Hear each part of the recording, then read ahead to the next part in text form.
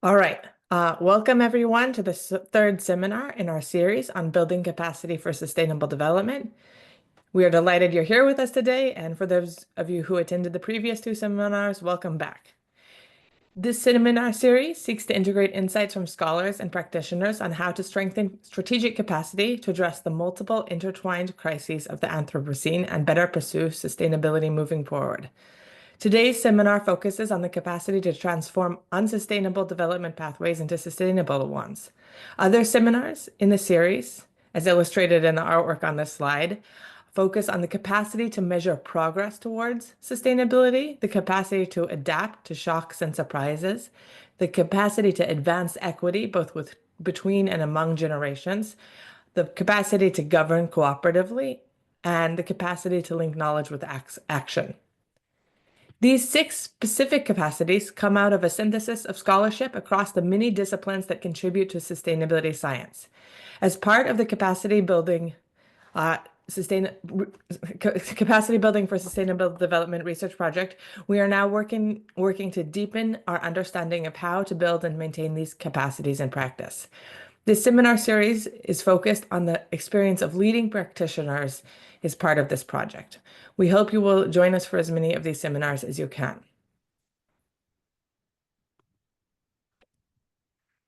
Today's seminar is on the capacity to transform unsustainable development pathways into sustainable ones. A note on the current moment, we might have come into a discussion of sustainability transformations with a more cheery attitude, maybe 5 to 8 years ago, maybe even 1 year ago.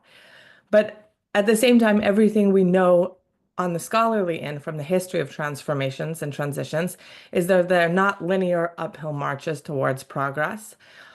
Instead, they always have setbacks, some little, some small. Some of the setbacks come precisely because of the transformation itself, as incumbent actors bring resistance. Others come just from shocks coming from other parts of the system that then derail transformations.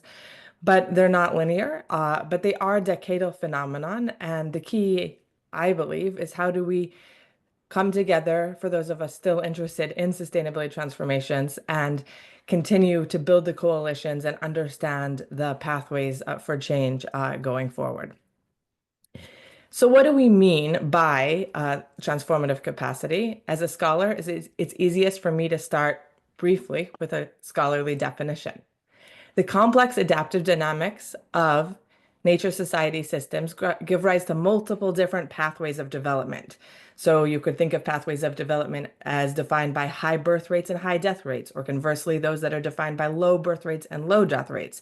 From a more sectoral perspective, you can think of development pathways defined by renewable energy systems versus development pathways defined by fossil fuel energy systems.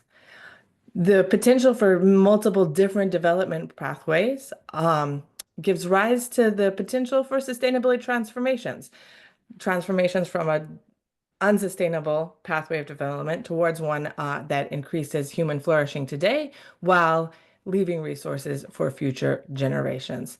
So the question that we come today to this discussion with on a more micro level is how do we foster our continued capacity to support these kinds of sustainability transitions? Such a capacity will almost certainly require addressing four separate but interrelated challenges. One is to create attainable visions of just and sustainable futures capable of guiding change. A second is to overcome socio-technical lock-in and path dependence in sustainable development pathways. A third is to counter the power of incumbent interests intent on maintaining the status quo. And finally, a fourth is to build new institutions, that's laws, norms, beliefs, cultures, capable of structuring the incentives and behavior of actors towards more sustainable development pathways. We look forward to hearing from our panelists today about their extensive experience building transformative capacity.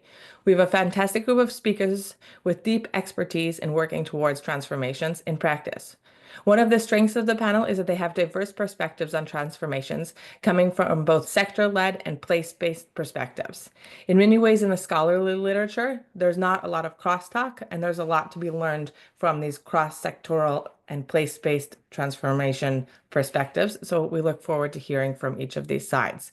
Our panelists are Steve Nichols, who is the Senior Advisor for Mitigation on South Africa's Presidential Climate Commission, Chuck Rumsey, who is President and CEO of EcoTrust Canada, and Amanda Woodrum, Co-Director of Reimagining Appalachia.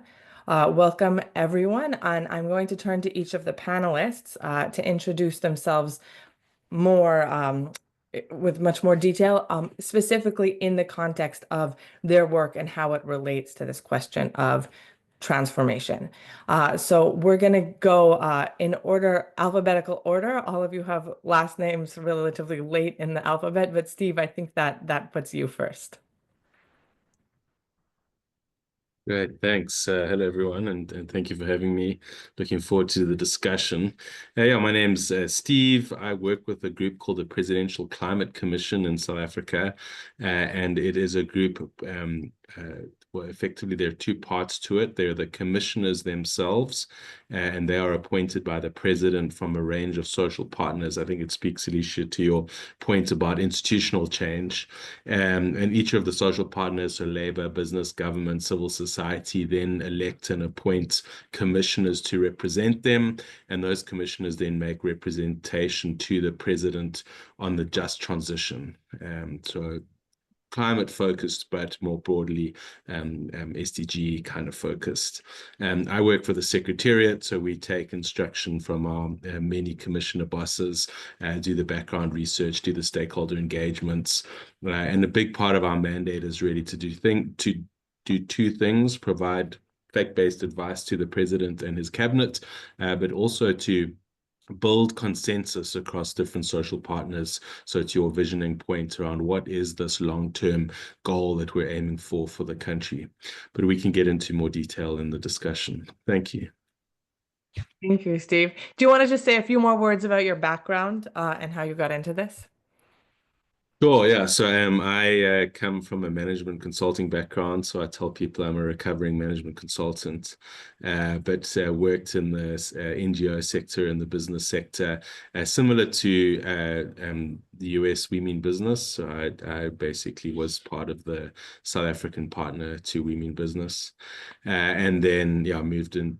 During that period, moved into more specific climate change and economic development work, maybe for the last 15 years, and I've been at the Presidential Climate Commission for about 3. Thank you. Chuck, I think you're next in our alphabetical order. Great. Well, thanks for inviting me. My name is Chuck Rumsey, and I'm the CEO of EcoTrust Canada.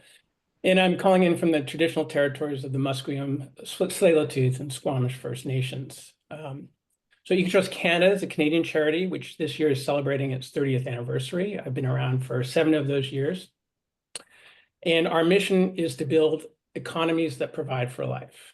Simply put, we believe that economies ought to be purposely directed at providing for food security, reliable and affordable energy, good homes, good jobs, while also playing a vital role in maintaining a healthy and resilient environment. So at the heart of our work is a belief in the primacy of what we call place-based economies. So these are economies where the wealth extracted or generated from a community or a watershed or a region, that wealth stays local for the direct benefit of people in place. So another way to think about it is that an economy that provides for life stands in very stark contrast to extractive economies, which are based on a mode of economic production that has radically transformed the Americas and indeed the rest of the world over the last 5 centuries. And I think it's actually really important for us to acknowledge in any discussion about transformation and transition towards sustainability, that what we're up against is one of the most successful and now, unfortunately, resilient transformations in human history, which is the emergence and spread and cementing of colonial capitalism. So acknowledging that history, at EcoTrust Canada, we've thrown our efforts into working specifically with rural, remote, and Indigenous communities in Canada. And these are communities who have historically suffered, I would say, the most at the hands of an extractive economic development model, and now find themselves today at the mercy of these whipsawing economic and ecological forces that feel and really are well beyond their control and agency. But we also believe that these communities have an incredible power and resolve for change, and that's why we're working with them. These are the communities where connection to place is often most vitally felt. And these are also communities where path dependence and lock-in are actually quite brittle. And what do I mean by that? Well, in British Columbia, we often talk, for example, about forestry dependent communities. So these are places whose very identity has become synonymous with industrial extraction. So particularly if you're a settler living and working in these communities, you know all too well about how your livelihood is dependent on the industrial harvest of trees. So in this sense, one feels very much locked in and path dependent. On the other hand, if you live and work in these communities, you are likely all too familiar with the cycle of boom and bust, where the mill opens and closes and your job comes and goes at a moment's notice. And in this way, you also know that the path on which you depend is actually in no way dependable. But what's the alternative? And so that's the problem we're trying to address. Similarly, if you look at our food security work with northern communities, the increasing vulnerability of supply chains is a constant threat that we're trying to address. But it can be said that a community that learns it cannot depend on a global economy to ship it fresh produce from halfway around the world is also a community that is learning firsthand that the current economic path is not a dependable one. And really, it's been our experience that our partner communities persist because of an inherent willingness, born really of necessity, to try something new in order to thrive and survive. In terms of EcoTrust Canada's methodology and approach, really at the center of our work are the reciprocal relationships we aspire to build with communities. So I would say that what characterizes reciprocal relationships and our approach to them is that it's different than going into community and finding, say, local heroes or focusing on leadership development of a select few. What really we feel is required is building relationships across many layers in a community with local governments, with elders, hereditary power structures, with youth, unions, owners, and operators, those who share our values and goals, and also building relationships with those that don't. And importantly, reciprocal relationships really need to be based in shared responsibilities and shared risks. So it's an approach that requires us as an organization to put skin in the game with community. And one way we ensure that kind of reciprocity is that we have often, not always, but often business relationships through many of our projects in community. So it's with and through these reciprocal relationships that we seek to co-develop tangible on the ground projects and businesses with these partner communities. And they're projects which we hope will actively demonstrate how economic activity that is in deep relationship to people and place is ultimately more sustainable and more resilient than business as usual. Other tools in our toolbox include sharing capacity and knowledge systems, advancing the larger enabling and scaling factors such as government policy, and where appropriate, attracting financing and funding. And finally, an increasingly important aspect of our work is that we see the need to weave together really a new narrative with regard to what the word economy actually means to people. So it's an effort to try and redefine the very notion of economy. So all that's a pretty tall order for what we are about just 30 people in our organization right now, working across a pretty broad and vast geography. And I'll just add the other caveat for today is that much of what I talk about may sound like it's my work, but it's really the work of everyone at EcoTrust Canada. And more broadly, when we speak of the work of EcoTrust Canada, it's really the work of our community partners that we are sharing and hoping to elevate. Thank you. Thank you so much, Jack. Amanda? Yes, can you hear me? Yes. Okay, good. Hi, I am Amanda Woodrum. I am the co-director of Reimagine Appalachia. We are a four-state coalition focused on what we refer to as the Ohio River Valley of Appalachia, an area that's probably better known as coal country. And we formed back in early 2020 as the last presidential conversations were heating up.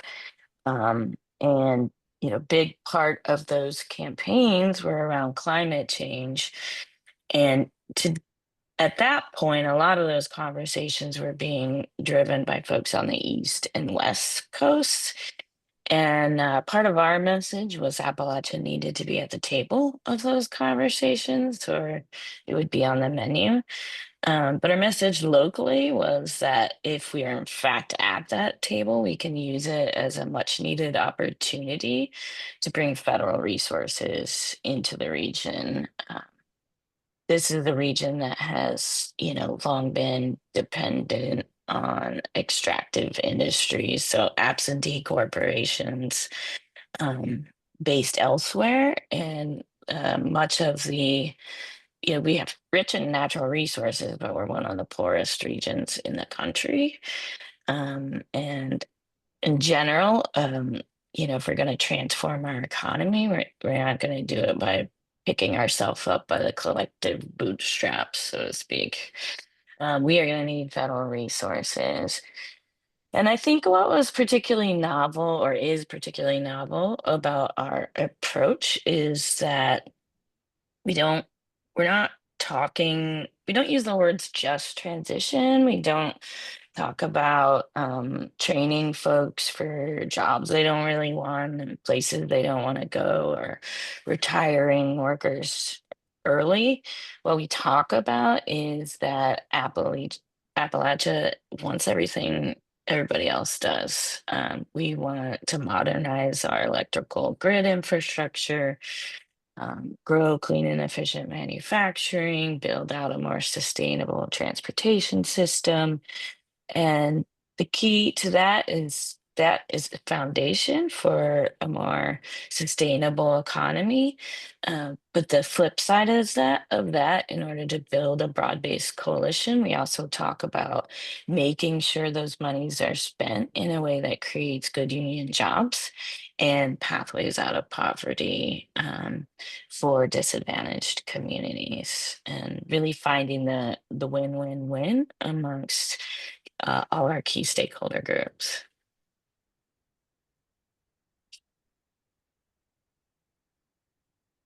You're on mute. Apologies. Sorry, Amanda. And before you started started reimagining Appalachia, can you talk a little bit about your background? Sure. So I am based in the state of Ohio, which is one of our four states, the others being Kentucky, West Virginia, and at the Appalachian portion of Pennsylvania.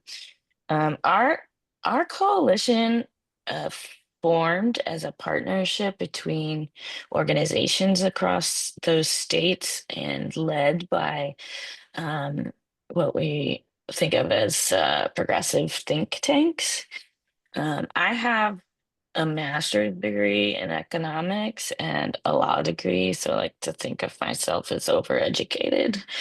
But I worked at the state-based think tank in Ohio, which was a sister organization to similar groups in Kentucky, West Virginia, and Pennsylvania. And so that was the core of the lead partners on the project, and why that's important is because these are organizations that have been around for a long time. We did a lot of work, research-based organizing, with many different kinds of partners, because we covered a wide array of issues. And so we had strong relationships with organized labor, racial justice, environment, and others. And that means we were a trusted group by a lot of different stakeholders, and we became a natural convener for bringing diverse stakeholders together. Thank you. Thank you all for your introductions. So we're going to jump into a couple of round robins. I've asked each of the panelists to think about first about a success story. It can be very small, in or a very specific example of transformations that they've worked on. And I'd love to hear from each of you. We'll go around in the same order. What made that transformation successful on the one hand, and what elements of the work you did would be part of a capacity to do it again, to keep that transformation durable, to keep it going? What should we be collecting as part of our toolkit in building transformative capacity? So we'll do this again in a couple of round robins, but again, if we can keep it as specific as possible, I think that would be helpful as part of the example. So you have plenty of time to dig into that, and I may ask some questions as we go. And you are also welcome to ask questions of each other. We're a small group, so if you have something that comes up and you want to unmute yourself, just jump in. All right, going back to Steve. Yeah, thanks. I mean, I think what was interesting from the introductions is we're already exploring this kind of capacity building at different scales. Communities, individual communities, collections of communities. How we think about, a lot of what we think about at the commission is how do we build the capacity of the state to make better sustainable decisions in the context of climate change, in particular, in our case. So one of the examples I thought I would raise is a process we ran to develop what we call the Just Transition Framework. And so, really interested in Amanda's not using the word just transition. It in South Africa, it's heavily politicized as well. But the Just Transition Framework really defines for us as a country, what do we mean when we say a just transition? And to give some meat on that, South Africa has the highest inequality in the world, amongst the highest unemployment in the world, and amongst the highest levels of poverty in the world. So 30% of South Africans are unemployed. Youth unemployment is about 40%. 55% of people live in poverty, and as I say, we have the highest Gini coefficient in the world. So huge social challenges, but also a huge, to some of the stuff that Chuck said, huge historical injustice. Long history of colonialization, imperialism, plus on top of that, apartheid in South Africa. So there's huge historical injustices that exist, that play out in where people live, how we've designed cities, how our landscapes are structured. And so any consideration of justice has to think about a couple of things. In this Just Transition Framework we developed, we talk about three principles: procedural justice. And one of my favorite phrases is something that Labour use: no decisions about us without us. So often you have these big sort of federal, to use US speak, processes that make decisions on behalf of communities without engaging with those communities at all. And so a lot of what we try to think about is how do we make these, these decisions on behalf of people, ensuring that they have a role in that. When we talk about distributive justice, when you're making investments, people must benefit from those investments, and the benefits mustn't just accrue to the traditional capital holders and project developers. And then we talk about restorative justice. How is this intervention going to change some of these historical inequalities? So that's what it is. But I think the interesting part was the sort of process to develop it. And we have a range of kind of stakeholder groups that we engaged in on this process. We already have quite well represented in our sort of democratic structures, well represented stakeholder groups. So we have local government, business, labor, civil society, community groups, youth groups, faith groups already organized in some way. And so we kind of engage through those already existing organized groups. And then we add on top of that engagements that are focused on particular decision makers in the key process. And then also a sort of broader public engagement that are purely capacity building. We'll hold seminars like this online, and we'll have 300 to 400 people at a time, really just trying to build the capacity of what these concepts are. But the particular process we ran to build this just transition framework is we held a bunch, and it's typically what we do when we run these kinds of processes, is we'll build the capacity of stakeholders. It's astonishing how little people know about climate change and sustainable development and all of the sort of existential threats that we face as a result. And so it's difficult for them to engage in the democratic processes that they ought to be. So a lot of that capacity building is, why is it a risk? Why should we be worried? What are the government processes that already exist that you should be engaging through? So, for example, at a municipal level, a local government level, there are already economic development programs that you should be engaged in. And if you can engage through those programs with a climate lens, you'll be a lot more impactful. So there's this kind of capacity building phase, and then we run a consultation phase where we expect those social partners to come back to us with what they think should be in these documents, with what's important to them. Often not being able to phrase it in the policy context, we then have to translate how they see the world into a particular policy measure. But that engagement is really important, and we sort of encourage a level of self-organization there. You must go away, ask your stakeholders what they think, go back to your communities, find out what their views are. We then try to, so far everyone's been separate. So you've got labor with their views, and you've got business with their views, not always the same. And then we kind of bring them back together in a colloquium and try to like really thrash out where there are disagreements and build on where there are agreements. And then we'll normally make a recommendation. Our modus operandi is to draft something, goes back out for stakeholder consultation, and then it'll run through a kind of cabinet process. We'll present it to the president. He'll present it to cabinet, and they'll either adopt it or not, depending on the sort of political headwinds of the day. But the Just Transition Framework was one that people readily accepted, given our history is something South Africans easily migrate to. And so I think, just to make the point that what's important now is we have this common vision, and to your earlier points, a common framework. And now the trick is, how do we implement this across the institution of government?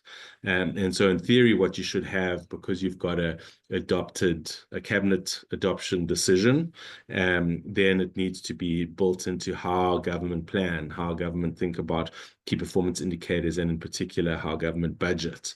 And so then the next phase that we would then start to build recommendations on is go down to that next detailed level. How might you think about budgeting for climate change? What kind of time periods? You can no longer think about a 1-year or a 2-year budget. You've got to think about a 20 or a 50-year budget. And so how do we overhaul the processes of planning to match this kind of now agreed vision?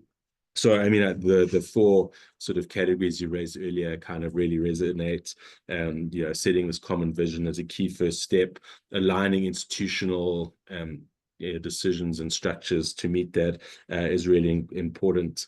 And then you sort of mentioned sort of incumbent interests. One of the big challenges is as you start making progress, you then get a huge amount of pushback and misinformation, and you've got to kind of keep at it. So it's not something that you do as a one-off process. You've got to have the institutional capacity, just keep at it, keep doing the research, keep providing a sort of fact base for the kind of positions that we're taking. And so I thought that would be a useful start. I can talk about community level processes as well, but I think that Chuck and Amanda have those beautifully handled. Thanks. Oh, you're on mute again. I'm so sorry. Talk a little bit, if you don't mind, about in coming up with and going back and forth on the Just Transition Framework. How did you think about sort of specific sectors versus cross-sectoral trade-offs? So energy, agriculture, is it mostly I think you understand the gist of my question, and I don't know exactly where that leads for South Africa, but yeah. So we actually have parallel processes that get into that kind of detail. So in fact, the research team I lead are looking at how do you do sector level transitions. You can never really fully break the sector away from the national view. So we're currently actually preparing recommendations on our country's nationally determined contribution. And really what you're doing there is you're allocating a fair share carbon budget, like how much carbon you can emit between now and 2050, across sectors to maximize socioeconomic output. And that's not a linear process, right? Different sectors face different kinds of economic risks at different times. So, for example, our iron and steel sector is really struggling at the moment, but it's an essential security sector for building renewable energy and road to rail and port infrastructure. And so from a strategic point of view, you might allow them some space on the emissions side in the short term in order to have them in the long term. Also, the technology doesn't align. So you can make green iron and green steel now, but it's insanely more expensive than making it the old-fashioned way. And so you can put as much incentives as you like. The technology is just not ready and not commercially feasible yet. And so you've got to kind of work out the timing on different sectors. Some sectors can decarbonize faster. And so optimizing at an economy level is very important. So if you optimize at a sector level, you're going to run into problems because then, some sectors will want to transition slower than would be of benefit to the nation as a whole. So we have a process that kind of looks at the detail of those sector transitions, but always we take it back to the social partners to say, look, this is one way you could do it. And ultimately, it's just a range of policy choices that you have to kind of really debate. I don't know if I've answered your question, but... Yeah, thank you. That was perfect. We can get a little bit more into it in the second round. Chuck. Yeah, thank you. And definitely, Steve, this will be at the other end of the spectrum. My example is quite micro, so hopefully it makes for a nice contrast. And I will say that I was pretty nervous when you originally asked that we provide a success story, Alicia, because typically my knee-jerk response to that is check back with me in 50 years, because some of these are on a very long time horizon. And I have to be very careful about what we are declaring a success, which, mostly these are works in progress. That said, I'd like to talk about a project that we started 7 years ago in the town of Prince Rupert, British Columbia, and that's on Canada's Pacific coast. It's a place where EcoTrust Canada has long had a local office and presence. At that time, we began work with the local First Nation there called the Metlakatla First Nation to develop what's known as a regenerative ocean farm. And that's a type of mariculture where shellfish and seaweed are grown together in a mutually beneficial and what we call a multi-trophic environment. It's an approach that requires essentially minimal infrastructure, zero addition of external inputs such as fertilizer. And so in that way, you're growing biomass in a way that has minimal negative environmental impacts and is potentially even regenerative in that it can restore water quality through natural process of filtration and serve a certain role in carbon sequestration. The genesis of that project, like the idea of trying out regenerative ocean farming, came from the First Nation itself, from the Metlakatla, specifically through the former operations manager of what was at the time an industrial scale shellfish operation in the town. So it was with encouragement of the First Nation that we, EcoTrust Canada, then initiated some early stage research through a social innovation lab approach that we had been running locally in the town. And that innovation, that lab approach helped us essentially build some interest in the notion of regenerative ocean farming and really reignite some community interest in mariculture and seaweed. We were also supported by emerging experts in the technology of regenerative ocean farming, specifically through an NGO called Greenwave.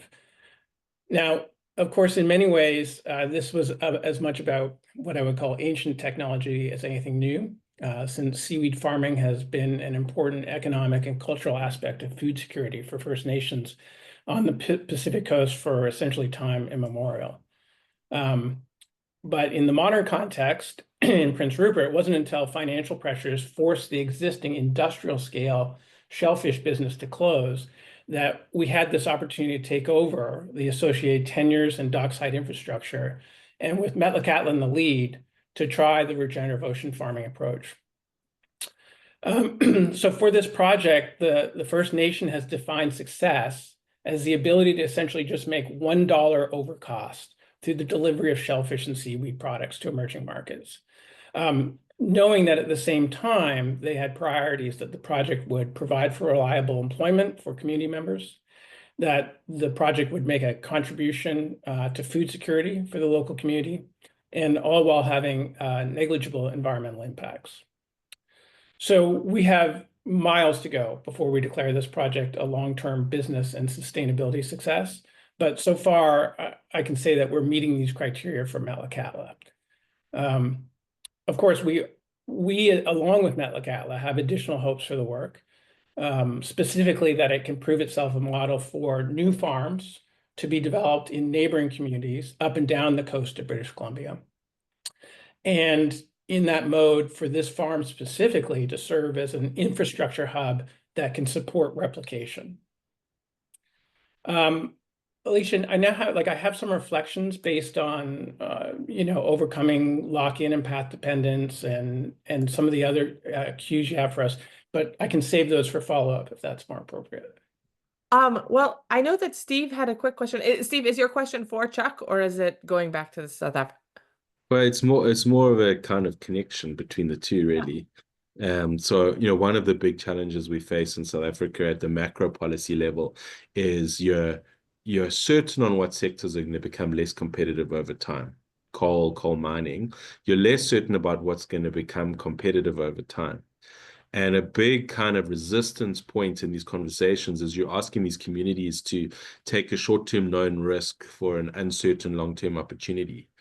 And it's projects like Chuck is running that give the community something to engage with and some belief that there is a better economy out there. And so I just kind of say that although you can think about this at different tiers, you've got to get them right all at the same time, which is very complex. Yeah, that's a really good point. And to sort of on the academic theory of that, I'm wondering both about in this project, sort of what bubbled up from below. How did you come up with this is what we're going to do, and this would be helpful here in this case? And also then what from sort of federal or upper level institutions, big massive trends in economies allowed this to seem like the right thing at the right time. And I think that's kind of the academic way of phrasing what Steve just pointed out as this is what we need to get done. Yeah, well, as I said, mariculture is not new to the communities of the coast. However, the economic systems in place have over, let's call it the last 200 years, have really impaired and degraded the ability of communities to participate in a meaningful way in mariculture. So through privatization and financialization, basically access to marine resources is being accumulated in corporate hands at the expense of communities.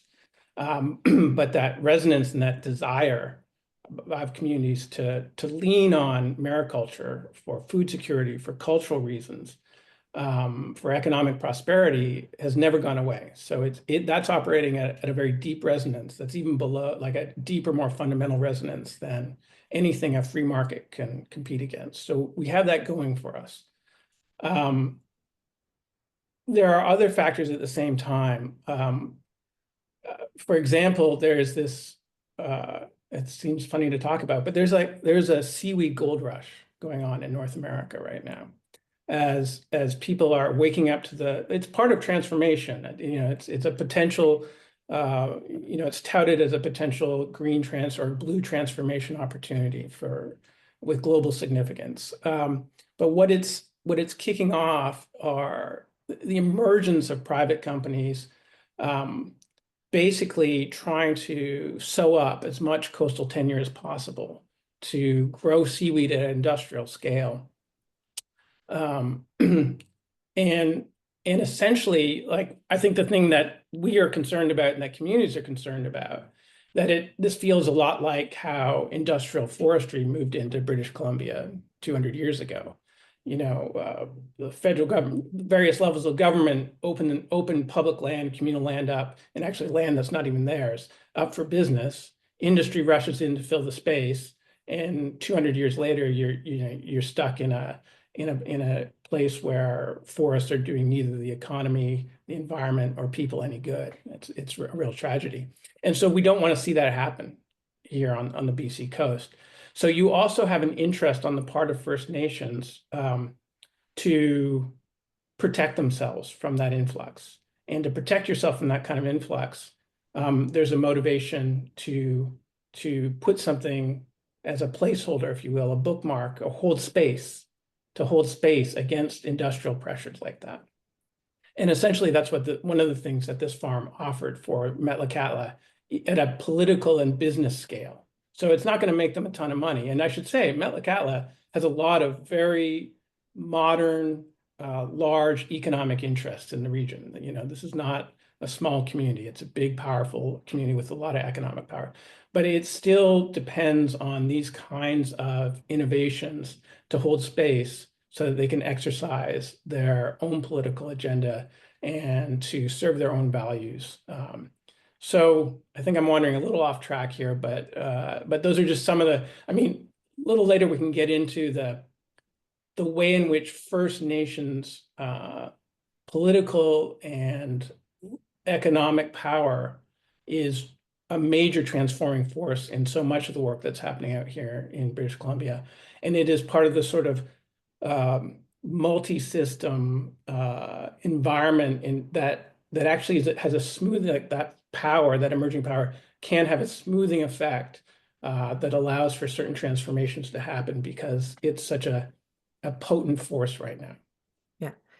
Thank you. What I really hear coming out of in sort of this conversation is the importance of in our work to build our own capacity to support transformations, this critical role of holding space for what's next and giving opportunity for local communities to come up with that. But you need almost people and systems in place to hold that space, to have a new development pathway even sort of rise to the level of a possibility. Amanda, we'd love to turn to you now. Thank you, Chuck. All right. I thought I would talk about the process by which we came up with our blueprint, which is our guiding light document. But first I'll say we're really unique in the fact that we are a research-driven organizing entity, but we don't do normal kinds of research. We do what I call or what many people call participatory action research, which is heavily informed by diverse stakeholders. And from the beginning, we took that approach. We brought a bunch of folks together. Initially, it was going to be an in-person convening in West Virginia.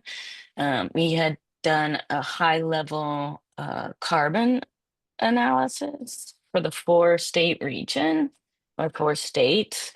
Then the pandemic hit, and we had about like 3 weeks to figure out how we were going to go virtual, which was, a stressful moment, but and we had to hire somebody to like help us because at that time none of us knew how to do that.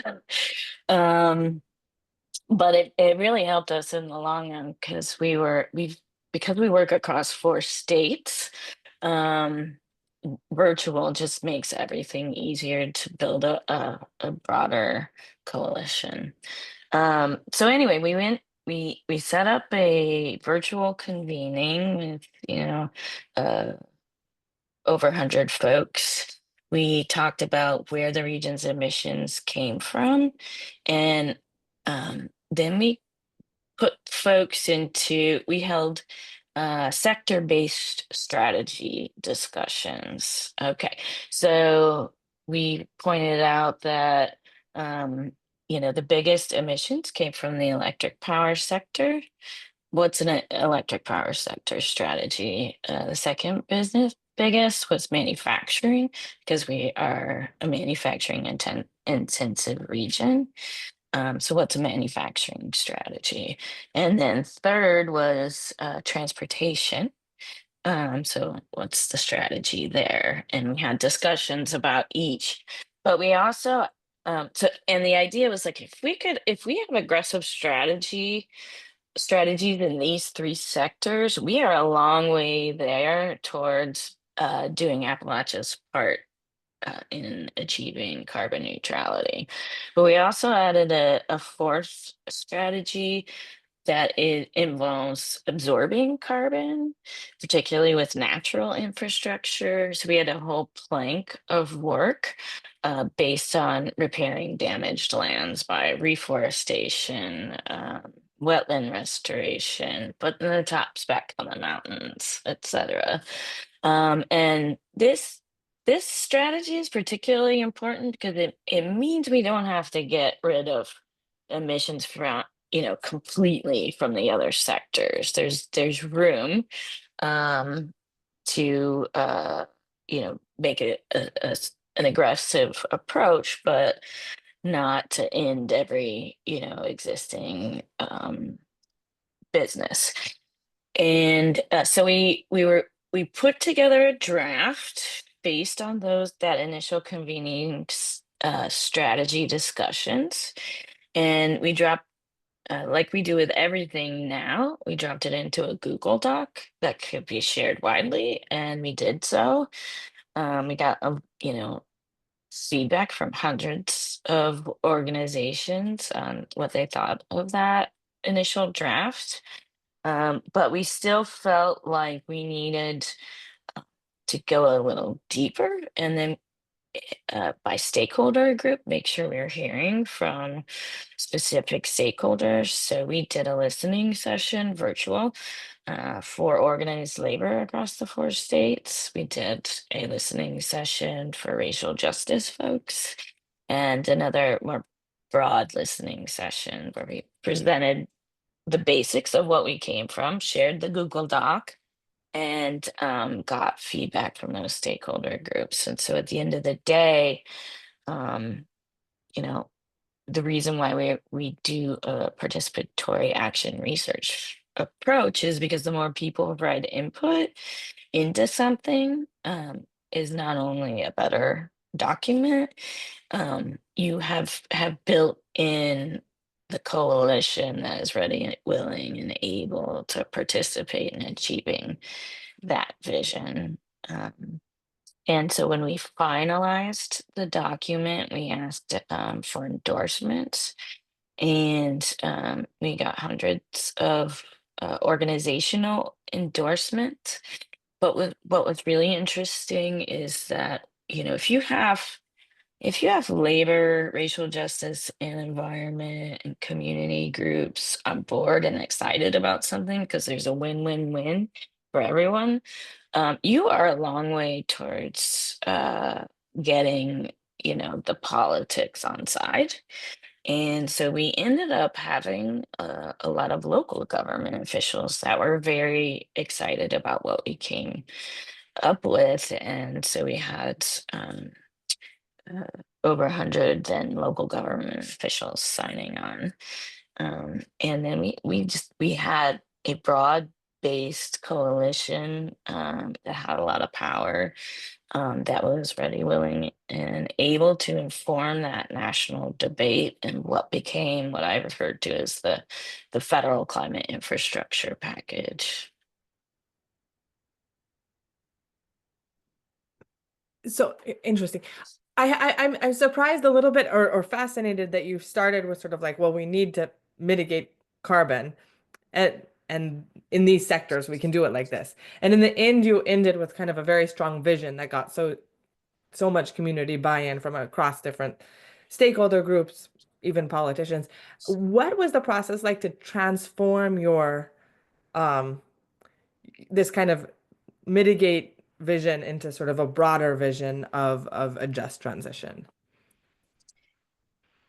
So I think I think it was important to talk about carbon and in a way that there was, the solutions created jobs, um, and became less threatening. first of all, I think it's really important that just to note that we focused on what we wanted and not what we didn't want. So we were not talking about shutting down coal plants. We were not talking about ending coal mining or oil and gas. We focused on what we did want and and drawing down money for those infrastructure projects, and then also making sure there was strings attached to those federal taxpayer dollars, that the jobs would create good union jobs, and that pathways out of poverty um, would also be part of the process. And you know when it comes to organized labor, for instance, which is a very important constituency in our region, it's long been, very labor strong. Like, the labor movement in this country started in the coal mines. And so creating these good jobs was just critical to changing the conversation. They don't really care what they're in, if they are, fossil fuel or carbon mitigation, if they're equivalent jobs. And so that was the key. We had, in the past, there were a lot of people talking about solar and wind jobs, but they were not union jobs. Many of the panels were made in other countries. And so that had to be a key plank for our approach to the work. And we did not lead with wind and solar. We talked about modernizing the electrical grid, building out a more sustainable transportation infrastructure, and led with the jobs. Ultimately, we fed the blueprint into a job impact analysis, and that made just a huge, huge difference. That makes a lot of sense. And when you say that you sort of started this process as a research-led organization and from a research perspective, how do you feel like staying true to that identity has impacted your ability to sort of lead this visioning exercise towards a transformative change? Do you feel like sometimes people are like, oh, they're just doing this for their own research purposes? How do you sort of, you know, how do you No, I people feel mean, that you're, yeah, go ahead.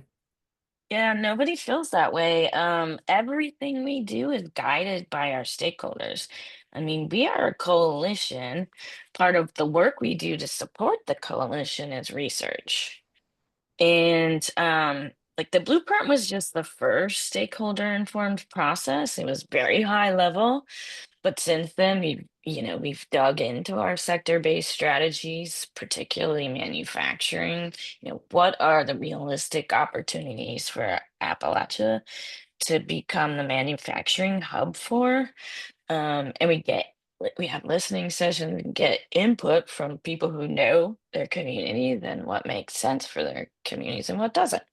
So, for instance, bioplastics is a big one we came up with, which, goes back to what Chuck was saying about seaweed, because you can make bioplastics from seaweed, apparently. But that was like, we have a long history in plastics, which people didn't, which is the environmental community is not big fans of. But there's ways to, transform the plastics industry. And I like to say is, this region has been global leaders in plastics and should and could be global leaders in the next generation of plastics, which is alternatives to single-use plastic. So we still continually do stakeholder informed research to support ongoing policy work. We organize all the stakeholders with what we come up with, give them talking points, messaging. But also, even our work plan is stakeholder informed. We have a strategy summit every single year to talk about our work and where it should go from here. That's really interesting. It sounds like starting this process of what do we want from this transformation, and then sort of reaching elsewhere through research to say, well, where do we find the types of technologies, the types of policies that help us get to these economies we want is kind Yeah, of that's absolutely the idea of the blueprint. Like, we created a vision for a sustainable, equitable economy, and the blueprint is how do we get from here to there. And I think it's also interesting what we called it. We called it, at the time, there was a lot of discussion about Green New Deal. We called it a New Deal that works for us. Or, in essence, a New Deal that works for coal country. Thank you so much. All right, I'm gonna change on the panelists the order of the round robin slightly because each time we've been neglecting what we are learning from each other in the discussion. So we can end. Well, that means we'll be ending potentially on the scariest question, which are what are the major barriers to transformation. But before we get there, so that we have plenty of time for it, I'd love to hear from each of you kind of what's resonated in this discussion because you come from such different sort of styles of organizations and what you've learned so far. And then we can jump back into the last round robin on the big challenges moving forward. And I'll stick with the same order. Steve. Yeah, I mean, so lots of what people are experiencing it really resonates similar to, we're having very similar experiences. I really like Amanda's kind of staying away from just transition language.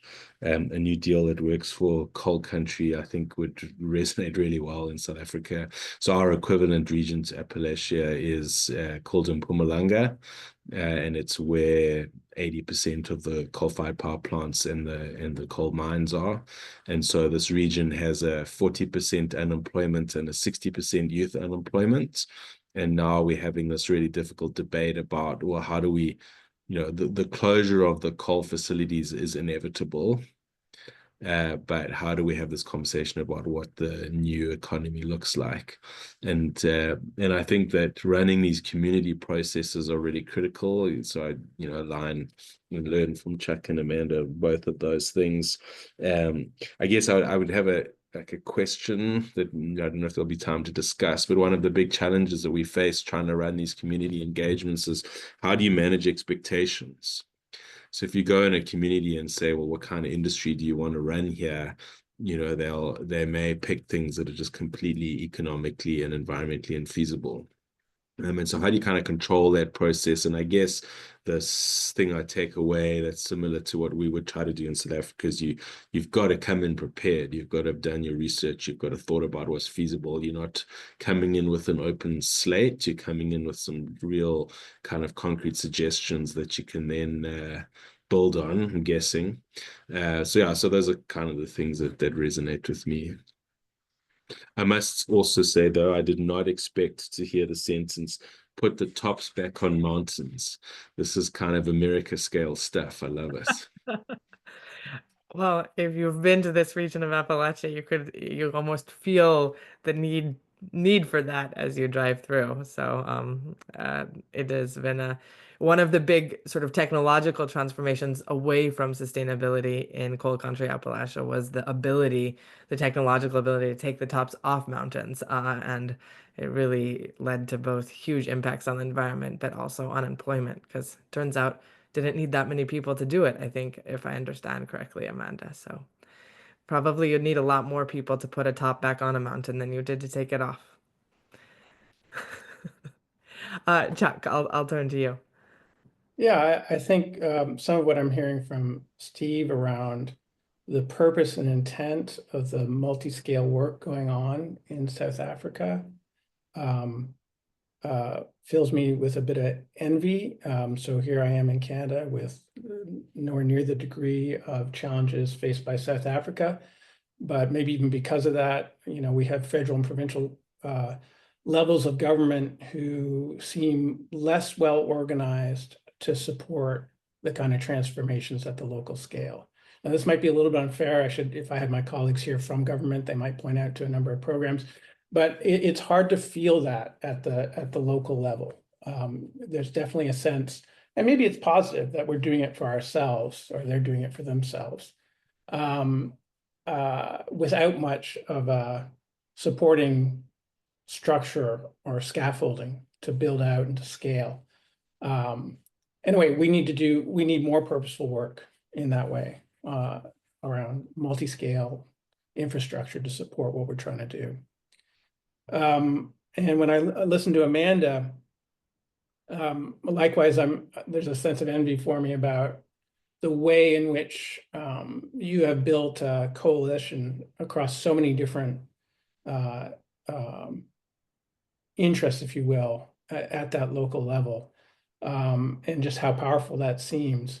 I think sometimes we, for example, get a little hung up on a bifurcation between settler and indigenous communities in the places we work, and being able to unite those communities could be tremendously important to unlocking more successful transformations. Thank you, Chuck. Amanda? Yeah, what I pulled out, and maybe it's just hazard of the trade, but was where we had commonalities, which was, I think we were shooting for a broad-based coalition, that everything we did, it was very important to be informed by stakeholders, and that there is value in sector strategies. We haven't really talked about the value of sector strategies, but at the end of the day, I think why that's important is you're creating a vision that everyone can see themselves in. You know, there is what we did made it a possibility that folks that read or heard about the blueprint, no matter what they were in, could be like, oh, I fit there. That's where, I belong. So this whole transformation to a new energy economy could actually work to my benefit. I think that's really important. Yeah, I agree with you that this sort of starting with the visions seems to have come from each direction, but is so central to the process of transformations. So I'll lead us now into the discussions of challenges. Oh, Steve, go ahead. Yeah, I just wanted to say that the phrase Amanda used, everyone can see themselves in the vision. We have an almost exactly same phrase that we say is everyone must find themselves in the vision. So even if you have people in your community that are radically pro fossil fuels, if they can't find themselves in the documents you produce and the discussions you run, you lose them straight away. And so you've got to find this way to have a narrative that they can engage with. Oh, I see myself in this. And then you kind of introduce the data to say, well, actually, this perspective, you might not have as much longevity as you think. And so over time, you can kind of steer the conversation. But yeah, if you miss it from the beginning, then you're done. Yeah, I mean, there's the opportunity with a vision, and we did think big, to turn that vision into or the threat into an opportunity, and change the conversation to one that is much more productive. And one last thing I'll say is it was really important that there was real money on the table. I'm not sure, with the Biden administration and the federal climate infrastructure legislation, I mean, there was money to think big and support that. And I'm not sure we would have been as successful without it. Yeah, which leads us to the challenges for the transformations going forward. I did want to turn to that round of questions and say, yeah, let's think a little bit about the challenges. Maybe be mindful of not, knowing that this is a long multi-decadal process, although also urgent. So we can't be completely depressed, at least in the United States, by the current moment. But at the same time, we have a question from Tom Paris that kind of gets into this a little bit, which is thinking about the macro conditions that would incentivize sustainability transformation. So money on the table is one of them. Are there others besides that? And how do we think about both what are the macro conditions that can incentivize these transformations, and what are some barriers we're worried about in the near term? We'll just keep going in the same order. Steve. Yeah, so I guess, one of the biggest challenges we face is there's no money on the table. National balance sheets are completely constrained. And so we have to come up with kind of creative combinations of international support, sort of development bank interest, private sector interest. And people often cite community ownership as a key goal, which we are completely supportive of. And then they'll use an example from Surrey in the United Kingdom, where the community is all retired investment bankers from London and sort of trump up the capital, whereas we're dealing with communities that have at best a grade school education. They may not be able to read or write. So even thinking about the process that you run, you can't come in with PowerPoints and charts and equations. You've got to have some kind of inclusive process that's sort of more story driven rather than kind of technical lecture driven, which is, my key weakness. We always default to lecture. And so that's kind of a big challenge. And so and then I would say the other challenge we face is quite a big split between the power sector, which is state owned, and the mining sector, which is private sector owned. And so you have this kind of interesting alignment of vested interests where you've got government interests in maintaining coal output, and you've got private sector interests in maintaining coal output. And then you go to a different part of government and they've got a really strong interest in phasing out fossil fuels as quickly as possible. Go to another part of business and they've got, so like resolving all of those kinds of conflicts in an environment that's inherently low trust. Our sort of apartheid history does have a sort of legacy of distrust across different social partners. So those are some of kind of the key challenges. But I guess the main one in relation to climate change is building the capacity of the institutions of state, and I clearly oversold our achievements to Chuck. But building the capacity of the state over time is a real challenge. It takes a long time. Building the capacity of communities and local governments takes a long time. And the reality is we don't have enough time. And so, the time it takes to build the capacity is effectively more than we have. And that is, at what point do you then try to accelerate the process? At what point do you just accept the sort of climate change that will result from a slower process? Thanks. Thank you. Chuck. Yeah, I think for us, one of the tensions that we're dealing with, which is a really big challenge for us, is the degree to which our micro interventions, the scale at which we're doing them, like the smaller that scale is, the more ability we have to affect truly novel change. But we risk those being really sort of boutique solutions or artisanal solutions. Small farmers market, even our mariculture work. These are very small things facing very large challenges. Yet at the other end of the scale, where you have bold, large-scale projects being proposed, in those, there is typically very little real change, I feel, being presented. So these are schemes and plans around the financialization of things like conservation and carbon, which could have very broad scale effects, but are essentially just more of the same thing, if you will, more extractive capitalism, more colonialism. And so we really feel stuck between these sort of two poles, one where we're just essentially, like I say, operating a small boutique for change. And on the other, we're really not changing much. We're just doing more of the same, but it feels better, feels a little different over a large scale. And how we bust out of that polemic is very, we still have not figured out how to do that. Another way to put it is that the broader we reach for change, the broader the scale we reach for change, the more that change gets co-opted into the current system, and that's very challenging. The other thing I would highlight is something that the author Omar El-Akkad talks about, the asymmetry of imagination in this work. So if you like the status quo, you don't have to imagine anything new. You don't have to come up with anything new. It is what it is.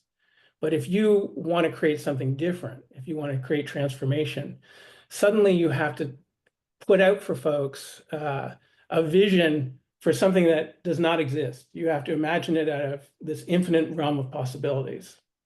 So if we want a new economy, a new way for economy to work, we face this question, well, if it's not capitalism, what is it? And so we have to build that out of nothing. And it's a real challenge. I mean, it's a challenge we're up for, but it's amazing how that asymmetry can put a very strong braking force on trying to create new things. Yeah. In the academic scholarship in this moments where you're looking for the new things, we just generally say, well, we need to look at the innovation, look at the technologies that are coming out there. But I guess my question for you would be, how do you think about the process of selection when you have this sort of boutique solutions to these large scale problems? What is your process for thinking about, well, what do we do next? What is bubbling out there in the innovation system that can be helpful? It's a difficult math problem for us, if you will, because first and foremost, we're listening to communities and what they want. And then we're trying to understand how those fit into a matrix of opportunities related to things like scale and related to the actual impact that we hope to achieve for them. So if I don't have a great answer for you, Alicia. I hate to tell you this, but it's pretty ad hoc around here. And I wish we had a better way of handling it. Thank you, Chuck. Amanda, for some of the last words.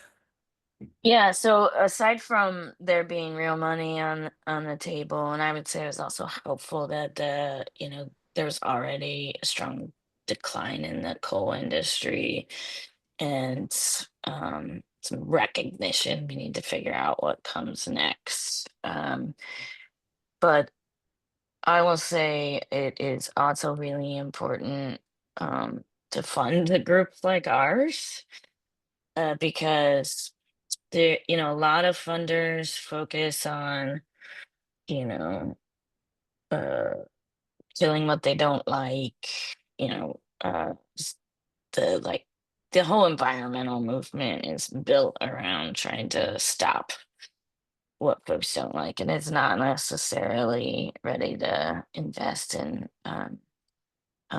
what we do want and finding common ground and remembering our common humanity. Also, at the end of the day, a lot of funders focus on putting money where they know they can get easy wins, and coal country and carbon solutions is not an obvious easy win, or is not an easy win. But it is really important. And what I would tell folks is that, coal country has been a stumbling block to national climate solutions and clean energy for a very long time. And it will continue to be a stumbling block until we get this figured out. And I think having gotten funding to put this blueprint together and build a broad-based coalition um, help turn the region's conversation into something more productive. And we were heard by Congress, and we were also heard by the Biden administration. And at the end of the day, they prioritized energy communities for investment, and really just making sure the hardest hit communities, the energy communities, the coal communities, have a specific strategy that changes the political game. Thank you, Amanda. Thank you all so much for spending this hour, a little more than an hour, with us and answering these really interesting stories about your own organization's take on transformative capacity. It was fascinating to hear both that in some ways, despite being from different sector or different sizes of organizations and different ways of doing this, you all have sort of these similar experiences, both in the opportunities and barriers, but especially in the need to kind of have this iterative process between involving stakeholders, but then also bringing in the research, bringing in the knowledge to say sort of what do we want on the ground and how do we make places for everybody to be part of the discussion, but then how do we sort of fact check that against what are both the emerging technologies and what is possible. I quickly just want to say thank you to a couple of people and also mention our next seminar series. So I am going to go to a quick slide.